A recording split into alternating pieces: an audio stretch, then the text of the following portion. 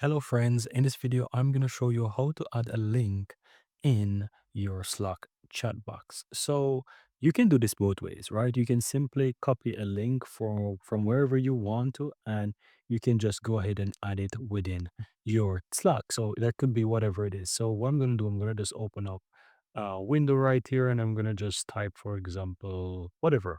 I was looking at the camera, for example, and let's say I have the link that I want to share. I can copy it and I can just put it right here in this box like that. And that's how you can copy a link, right? Or send a link.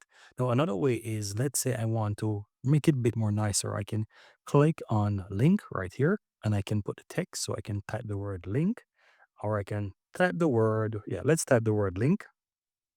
And then from here, I'm going to just say www.google.com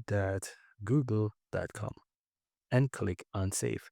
And so you can see right away that I created the link, custom link right here, and it's now clean and it's in the chat. But if I click this link or send this link and someone click on it, they will just go to Google. So this is how you can add links within your chat in Slack. And that's it, guys.